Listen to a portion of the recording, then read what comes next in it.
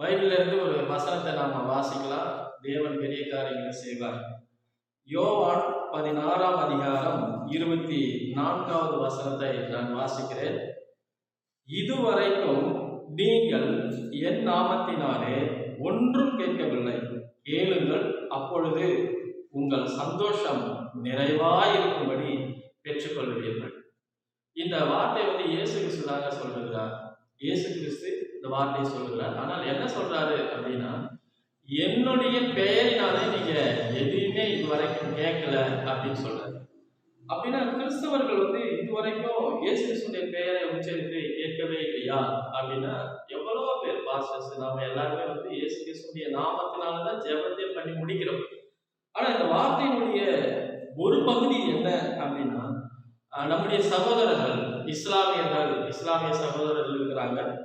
அவங்க இயேசுவனுடைய பெயரினால் இதுவரைக்கும் எதுவுமே கேட்கவில்லை என்பது ஒரு பொருளாக நம்ம இதிலிருந்து எடுத்துக்கொள்ளலாம். ஏன் அப்படின்னா, குரான்ல நீங்க பாத்தீங்கன்னா ஆல் இம்ரான் அப்படின்னு ஒரு புத்தகம் இருக்கிறது. அந்த புத்தகத்துல பாத்தீங்கன்னாக்கா அது 3வது சூரா அப்படின்னு சொல்லுவாங்க. 45வது ஆயத், அதாவது 3வது அதிகாரம் 45வது வசனத்தில் இப்படியாக ஒரு பகுதி வருகிறது. அதில் வரும்பொழுது இயேசு கிறிஸ்துவுக்கு பெயர் என்ன செய்யப்படுகிறது, சூட்டப்படுகிறது.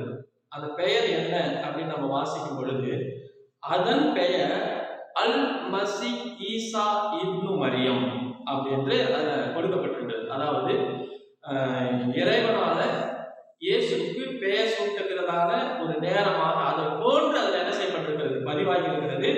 அதுக்கு பெயர் என்னன்னா அல் மசி ஈசா இப்னு மரியம். அதாவது நம்முடைய இயேசுவை நம்ம பார்க்கும்பொழுது அவருக்கு நம்ம என்ன பேர் சொல்றோம்னா கர்த்தராகிய இயேசு கிறிஸ்து அப்படின்னு சொல்றோம்.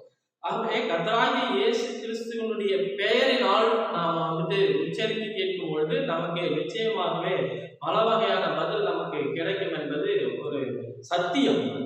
ஆகவே இஸ்லாமியர்கள் இயேசுவை என்ன சொல்றாங்க அப்படின்னா, அவர் ஒரு நபி, அதாவது இயேசு ஒரு தீர்க்கதரிசியாக மாத்திரமே நினைத்து செயல்பட்டு கொண்டிருக்கிறார்கள்.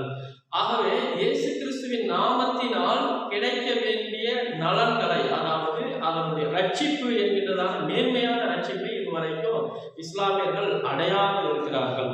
ஆகவே இஸ்லாமியர்கள் என்ன கேட்கணும் அப்படின்னா, அல் மசி ஈசா இப்னு மரியம் அப்படின்ற அந்த பெயரை உச்சரித்து அந்த பெயரினால் கேட்கும் பொழுது அதற்கு ஒரு மகிமையான நன்மைகள் அவர்களுக்கு உண்டாக காத்திருக்கிறதான ஒரு ரகசியம் இதிலே இருக்கிறது.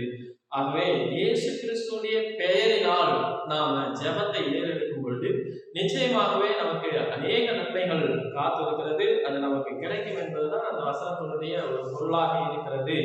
ஆகவே இஸ்லாமியர்களுக்காக நம்முடைய சகோதரர்கள் சகோதரிகள் தான், நாம் அவர்களை பார்க்கும் பொழுது சொல்லலாம், உங்களுக்கு நிறைய விடுதலை, ரட்சிப்பு, அதாவது பாதுகாப்பு, அது மாத்திரம் இல்லாம சரீரத்தில் விடுதலை, ஆவியில விடுதலை, பில்லி சூனிய கட்டுகளில் இருந்து விடுதலை, இவைகள் நிறைய விடுதலையை ஆண்டவராகிய கர்த்தர் வைத்திருக்கிறார். அதை நீங்க இயேசு கிறிஸ்துவின் நாமத்தினால் நீங்க கேட்கும் பொழுது நிச்சயமாகவே அந்த பலனை நீங்க அடைவீர்கள் என்று சொல்லி நாம் அவர்களுக்கு என்ன செய்யலாம், சொல்லிக் கொடுக்கலாம். அந்த பலன் அவர்களும் அடையட்டும், நாம் மாத்திரம் அடைந்து கொண்டிருக்கிறோம் என்பது நம்முடைய அனுபவம் என்ன செய்கிறது, சொல்லுகிறது. ஆனால் அந்த ஒரே ஒரு வசனத்தை ஆண்டவர் சுட்டிக்காட்டி தெளிவாக சொல்லுகிறார். என்னன்னா யோவான் 16:24, இதுவரைக்கும் நீங்கள் என் நாமத்தினாலே ஒன்றும் கேட்கவில்லை அப்படின்னு சொல்றார். ஆகவே இந்த உலகத்தில் இருக்கிற இஸ்லாமிய சகோதர சகோதரிகள் இயேசுவை ஒரு தீர்க்கதரிசியாக தான் பார்க்கிறார்களே தவிர அவரை ஒரு தெய்வமாக பார்க்கவில்லை. ஆனால் குர்ஆன் சொல்கிறது அவர் அல் மசி ஈசா அப்படின்னு சொல்லி ஒரு தெய்வீக தன்மையினுடைய பெயர் அவர் வைத்திருப்பதாக குர்ஆன் கூறுவதை நாம் என்ன செய்கிறோம், பார்க்கிறோம். ஆகவே கேளுங்கள், அப்பொழுது உங்கள் சந்தோஷம் நிறைவாய் இருக்கும்படி பெற்றுக்கொள்வீர்கள். ஆகவே நிறைவான ஒரு ஆசீர்வாதத்தை கர்த்தராகிய இயேசு கிறிஸ்து வைத்திருக்கிறார். அதை இஸ்லாமியர்களும் பெற்றுக்கொள்ளணும், நாம் பெற்றுக்கொண்டிருக்கிறோம். நிறைய நாம் பெற்றுக்கொண்டிருக்கிறோம். அது அவர்களும் பெற்றுக்கொள்ள வேண்டும் என்பதை நாம் என்ன செய்யணும், இந்த நாளில் நினைவு கூறுவோம். இதை என்ன செய்யலாம், நம்ம அவர்களுக்கு அறிவிப்போம். இது ஒரு நல்ல செய்தி. அவர்களுக்கு அறிவிக்கும் பொழுது அவங்களும் அந்த பலனை என்ன செய்ய முடியும், அடைய முடியும். ஆகவே இதை கேட்டுக்கொண்டிருக்கிற உங்கள் ஒவ்வொருவருக்கும் என்னுடைய வாழ்த்துக்களை தெரிவித்துக் கொள்கிறேன்.